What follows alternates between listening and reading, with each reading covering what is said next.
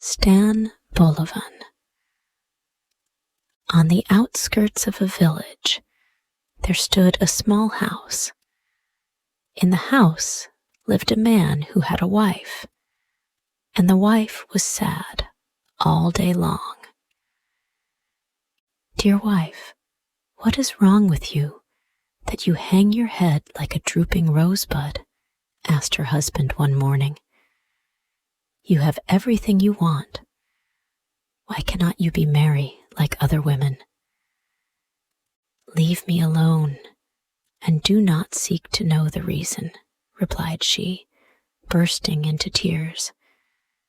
And the man thought that it was no time to question her, and went away to his work. He could not, however, forget all about it, and a few days after he inquired again the reason of her sadness, but only got the same reply. At length, he felt he could bear it no longer, and tried a third time, and then his wife turned and answered him. "Good gracious!" cried she. "Why cannot you let things be as they are? If I were to tell you, you would become just as wretched as myself. If you would only believe, it's far better for you to know nothing." But no man yet was ever content with such an answer. The more you beg him not to inquire, the greater is his curiosity to learn the whole. "Well, if you must know," said the wife at last, "I will tell you. There is no luck in this house, no luck at all. Is not your cow the best milker in all the village? Are not your trees as full of fruit as your hives are full of bees? Has anyone cornfields like ours? Really, you talk nonsense when you say things like that." "Yes, all that you say is true, but we have no children."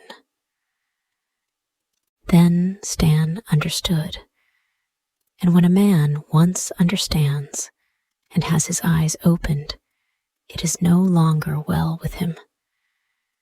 From that day, the little house in the outskirts contained an unhappy man as well as an unhappy woman. And at the sight of her husband's misery, the woman became more wretched than ever. And so matters went on for some time. Some weeks had passed, and Stan thought he would consult a wise man who lived a day's journey from his own house. The wise man was sitting before his door when he came up, and Stan fell on his knees before him. "Give me children, my lord. Give me children." "Take care what you are asking," replied the wise man. "Will not children be a burden to you? Are you rich enough to feed and clothe them? Only give them to me, my lord, and I will manage somehow." And at a sign from the wise man, Stan went his way. He reached home that evening, tired and dusty, but with hope in his heart. As he drew near his house, a sound of voices struck upon his ear, and he looked up to see the whole place full of children. Children in the garden, children in the yard, children looking out of every window. It seemed to the man as if all the children in the world must be gathered there. And none was bigger than the other, but each was smaller than the other, and everyone was more noisy and more impudent and more daring than the rest. And Stan gazed and grew cold with horror as he realized that they all belonged to him. Good gracious, how many there are! How many, he muttered to himself. Oh, but not one too many, smiled his wife, coming up with a crowd, more children clinging to her skirts. But even she found that it was not so easy to look after 100 children, and when a few days had passed, and they had eaten up all the food there was in the house, they began to cry, "Father, I am hungry. I am hungry," till Stan scratched his head and wondered what he was to do next. It was not that he thought there were too many children, for his life had seemed more full of joy since they appeared. But now it came to the point he did not know how he was to feed them. The cow had ceased to give milk, and it was too early for the fruit trees to ripen. "Do you know, old woman," said he one day to his wife, "I must go out into the world and try to bring back food somehow, though I cannot tell where it is to come from." To the hungry man, any road is long. And then there was always the thought that he had to satisfy 100 greedy children as well as himself. Stan wandered and wandered and wandered till he reached to the end of the world, where that which is mingled with that which is not. And there he saw, a little way off, a sheepfold with 7 sheep in it. In the shadow of some trees lay the rest of the flock. Stan crept up, hoping that he might manage to decoy some of them away quietly and drive them home for food for his family. But he soon found this could not be, for at midnight he heard a rushing noise, and through the air flew a dragon, who drove apart a ram, a sheep, and a lamb, and 3 fine cattle that were lying down close by. And besides these, he took the milk of 77 sheep and carried it home to his old mother, that she might bathe in it and grow young again. And this happened every night. The shepherd bewailed himself in vain. The dragon only laughed, and Stan saw that this was not the place to get food for his family. But though he quite understood that it was almost hopeless to fight against such a powerful monster, yet the thought of the hungry children at home clung to him like a burr and would not be shaken off. And at last he said to the shepherd, "What will you give me if I rid you of the dragon?" "1 of every 3 rams, 1 of every 3 sheep, 1 of every 3 lambs," answered the herd. "It is a bargain," replied Stan, though at the moment he did not know how, supposing he did come off the victor, he would ever be able to drive so large a flock home. However, that matter could be settled later. At present night was not far off, and he must consider how best to fight with the dragon. Just at midnight, A horrible feeling that was new and strange to him came over Stan, a feeling that he could not put into words even to himself, but which almost forced him to give up the battle and take the shortest road home again. He half turned. Then he remembered the children and turned back.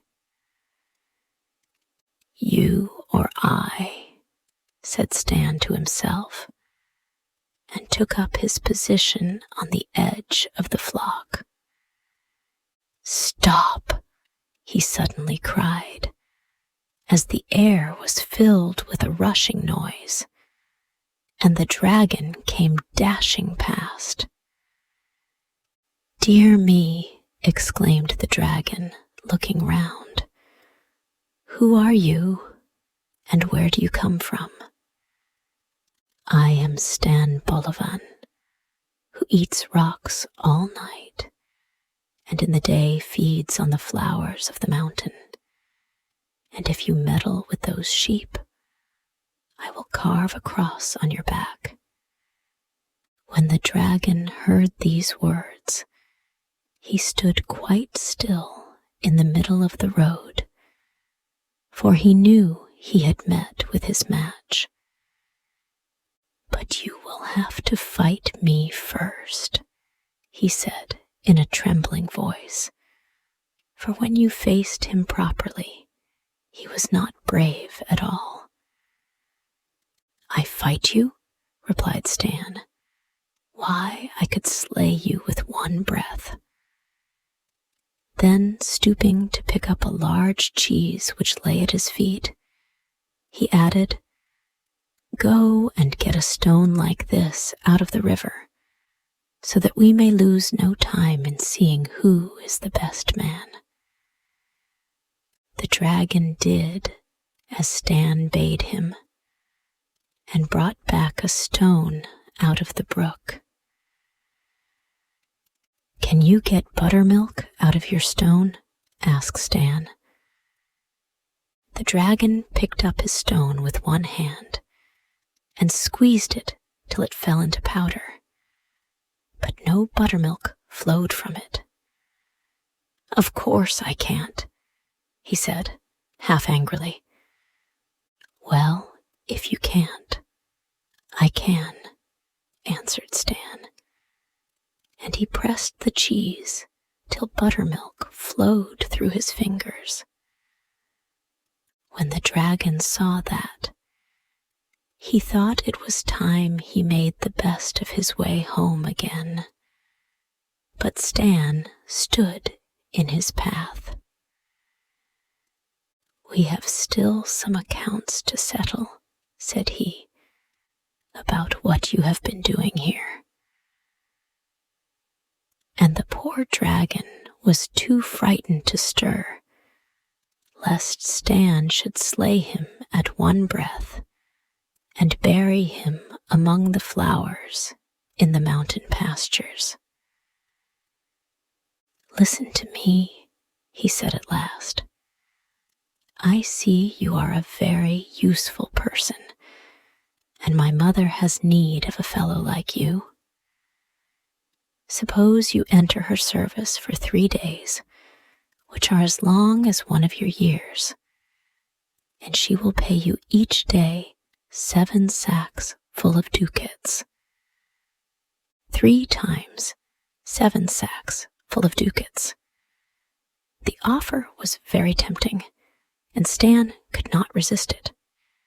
He did not waste words, but nodded to the dragon, and they started along the road. It was a long, long way, but when they came to the end, they found the dragon's mother, who was as old as time itself, expecting them. Stan saw her eyes shining like lamps from afar, and when they entered the house, they beheld a huge kettle standing on the fire, filled with milk. When the old mother found that her son had arrived empty-handed, she grew very angry, and fire and flame darted from her nostrils. But before she could speak, the dragon turned to Stan. "Stay here," said he, "and wait for me. I am going to explain things to my mother." Stan was already repenting bitterly that he had ever come to such a place. But since he was there was nothing for it but to take everything quietly and not show that he was afraid. "Listen, mother," said the dragon, as soon as they were alone. "I have brought this man in order to get rid of him. He is a terrific fellow who eats rocks and can press buttermilk out of a stone." And he told her all that had happened the night before. "Oh, just leave him to me," she said. "I have never yet let a man slip through my fingers."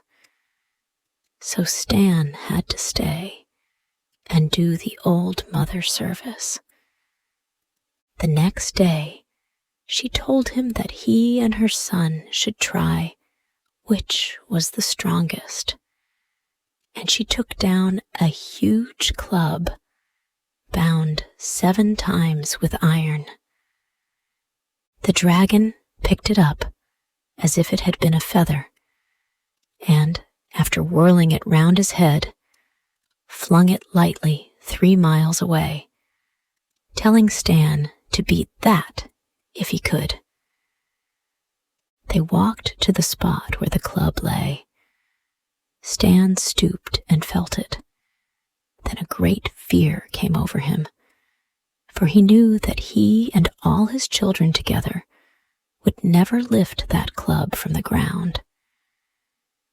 "What are you doing?" asked the dragon. "I was thinking what a beautiful club it was, and what a pity it is that it should cause your death."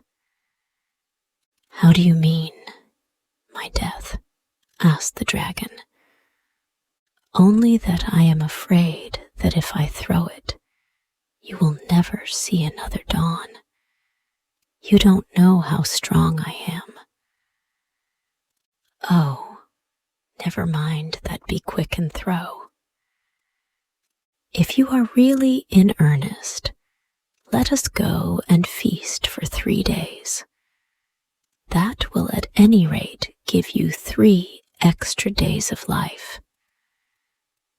Stan spoke so calmly that this time the dragon began to get a little frightened, though he did not quite believe that things would be as bad as Stan said.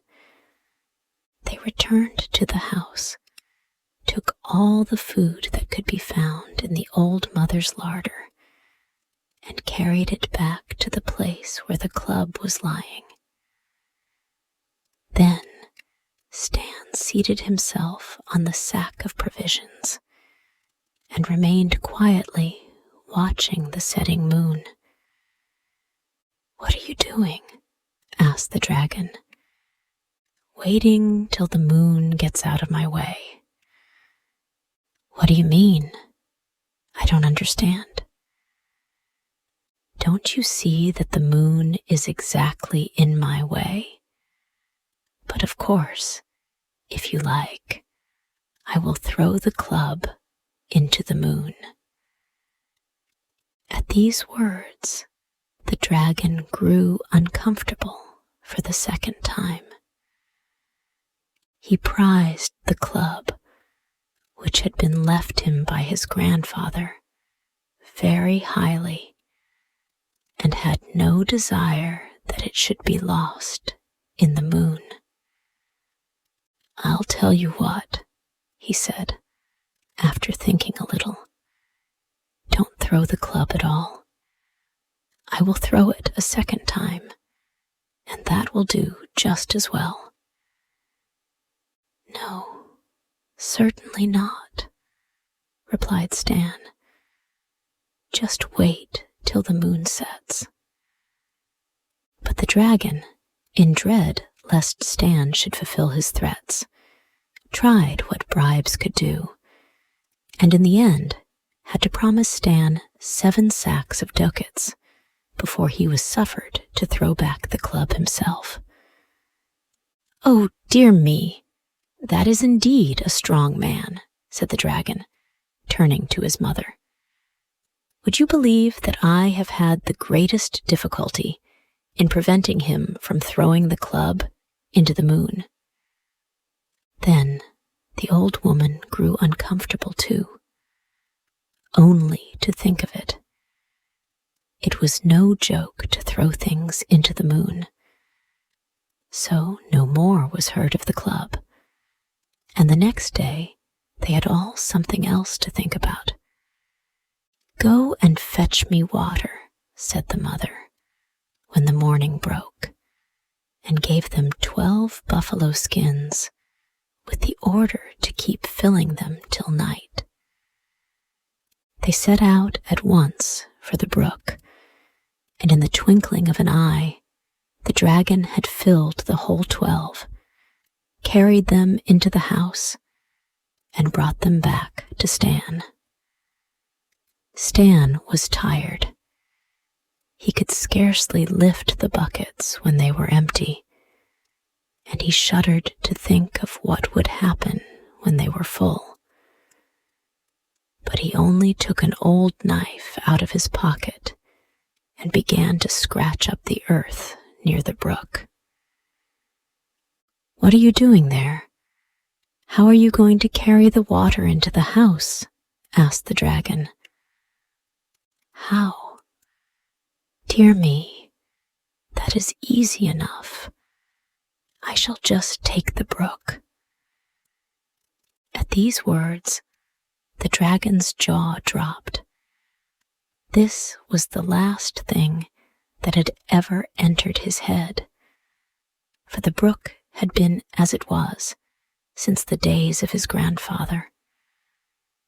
"I'll tell you what," he said. "Let me carry your skins for you." "Most certainly not," answered Stan, going on with his digging, and the dragon, in dread lest he should fulfill his threat, tried what bribes would do, and in the end had again to promise 7 sacks of ducats before Stan would agree to leave the brook alone and let him carry the water into the house. On the 3rd day, the old mother sent Stan into the forest for wood, and, as usual, the dragon went with him. Before you could count 3, he had pulled up more trees than Stan could have cut down in a lifetime, and had arranged them neatly in rows. When the dragon had finished, Stan began to look about him, and choosing the biggest of the trees, he climbed up it, and breaking off a long rope of wild vine, bound the top of the tree to the one next it. And so he did to a whole line of trees. "What are you doing there?" asked the dragon. "You can see for yourself," answered Stan, going quietly on with his work. "Why are you tying the trees together?"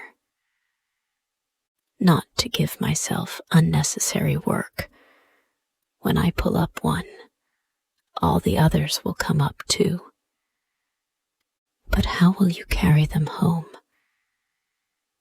"Dear me, don't you understand that I am going to take the whole forest back with me?"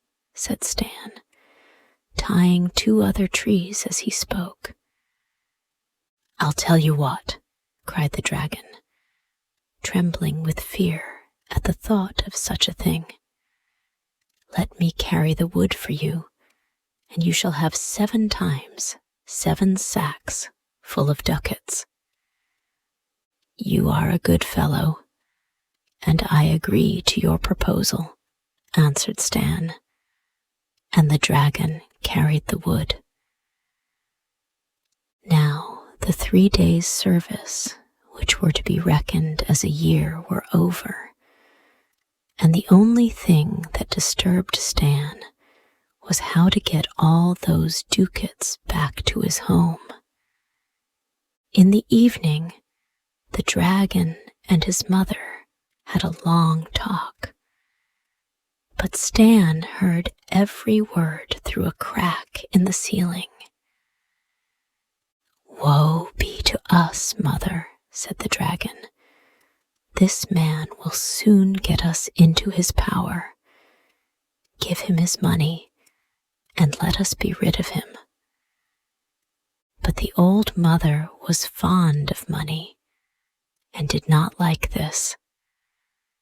"Listen to me," said she.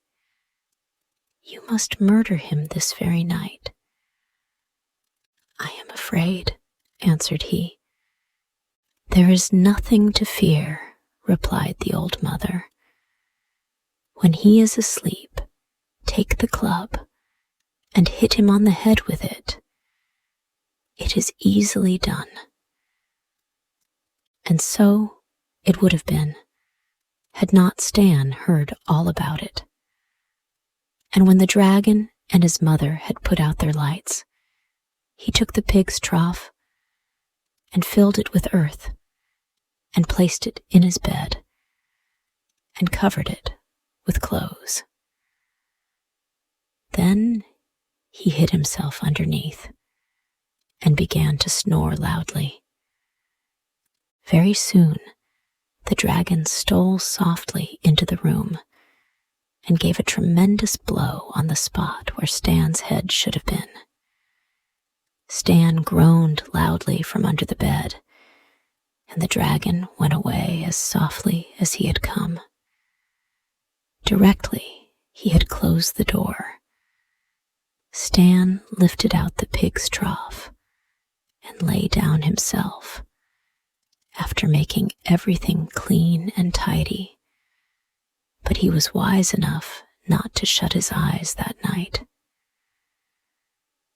The next morning he came into the room when the dragon and his mother were having their breakfast. "Good morning," said he. "Good morning. How did you sleep?" "Oh, very well. But I dreamed that a flea had bitten me, and I seemed to feel it still." The dragon and his mother looked at each other. "Do you hear that?" whispered he. "He talks of a flea. I broke my club on his head." This time, the mother grew as frightened as her son. There was nothing to be done with a man like this, and she made all haste to fill the sacks with ducats, so as to get rid of Stan as soon as possible. But on his side, Stan was trembling like an aspen, as he could not lift even one sack from the ground.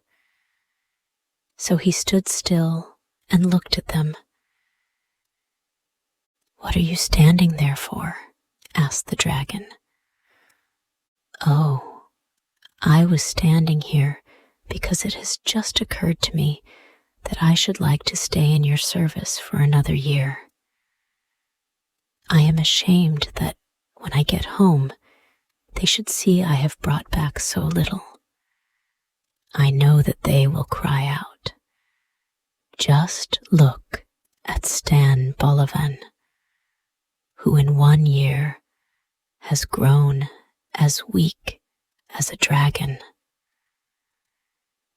Here, a shriek of dismay was heard, both from the dragon and his mother, who declared they would give him 7 or even 7 times 7 the number of sacks if he would only go away.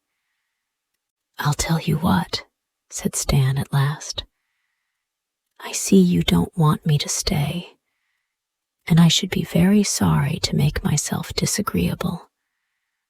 I will go at once, but only on condition that you shall carry the money home yourself, so that I may not be put to shame before my friends." The words were hardly out of his mouth before the dragon had snatched up the sacks and piled them on his back. Then he and Stan set forth. The way, though really not far, was yet too long for Stan, but at length he heard his children's voices and stopped short. He did not wish the dragon to know where he lived, lest some day he should come to take back his treasure. Was there nothing he could say to get rid of the monster? Suddenly, an idea came into Stan's head, and he turned round. "I hardly know what to do," said he. "I have 100 children, and I am afraid they may do you harm, as they are always ready for a fight. However, I will do my best to protect you." 100 children! That was indeed no joke. The dragon let fall the sacks from terror, and then picked them up again. But the children, who had had nothing to eat since their father had left them, came rushing towards him, waving knives in their right hands and forks in their left, and crying, "Give us dragon's flesh. We will have dragon's flesh." At this dreadful sight, the dragon waited no longer.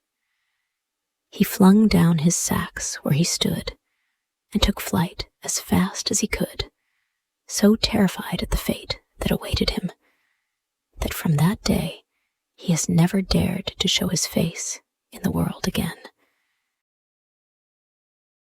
And now this story ends. Hey, thank you so much for listening to the whole story. If you liked this story and want to thank me for creating this story, then you can buy me a cup of tasty coffee. Just join our YouTube channel and be an official member of our family to support us for making even more interesting story videos for you every day. You know, it takes a lot of effort, research, and money to find and buy premium contents, and to writing, creating, editing, organizing, and publishing every single video, which could melt your hearts or could be one of the most interesting stories of all time. So, hit the like button to save this video. And most importantly, subscribe to our YouTube channel to learn English by watching super interesting English stories every day. Thank you.